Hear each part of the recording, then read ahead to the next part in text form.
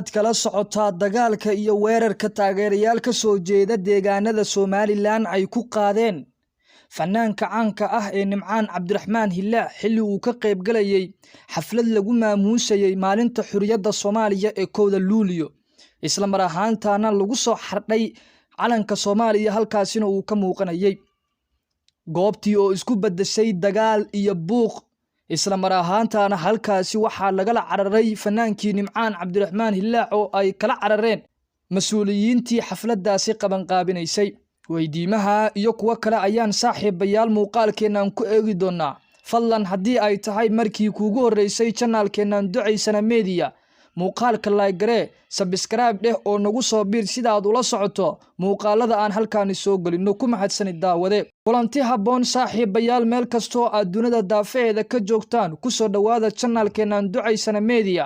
muuqaalkeenan waxaan saaxiibayaal ku eegi doonaa fadeexa iyo cayb ay geysteen taageerayaal ka soo jeeda deegaanada Somaliland oo ka careysanaa Nimcaan Cabdiraxmaan Hillaac dhamaanba sida ay la wada socoto bulshada Soomaaliyeed Nimcaan Cabdiraxmaan Hillaac oo ka mid ah fanaaniinta Soomaaliyeed kuwooda ugu caansan muddooyinkan dambana hugsanaa calanka Soomaaliya ayaa waxa uu mar uu ka qayb galayay xaflad lagu maamuusayay maalinta xurriyadda isla mar ahaantaana goobta ay ku xardhaneyd calanka Soomaaliya waxa halkaasi weerar inaba aan caadi ahayn ku soo qaaday qaar ka mid ah taageerayaal ka soo jeeda deegaanada Somaliland oo aad u careysnaa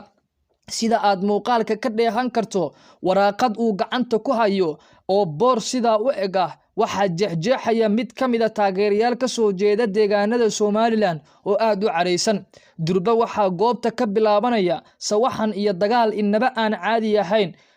dagaalka waxa loo kala saftay Somaliland iyo Soomaaliya sida muuqaalka idinkaga muuqanaysa daawadayaal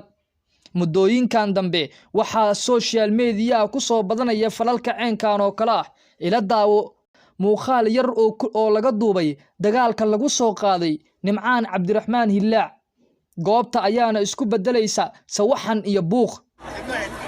dabcan sida weyn ee qaba qaabisay bulshada la sheegay waajib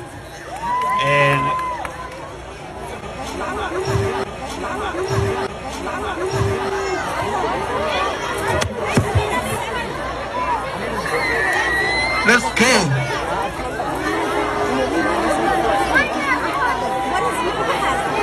ku mahadsanid daawashada muuqaalkan sida aad ula socoto muuqaalada xigay aan halkaan soo galino subscribe dheh channelkeenan Ducaysana Media sida aad ula socoto xogaha joogtada ah ee maalinlaha ah ee dhacaya ku mahadsanid daawade oo saaxiibadaada u share garee muuqaalkan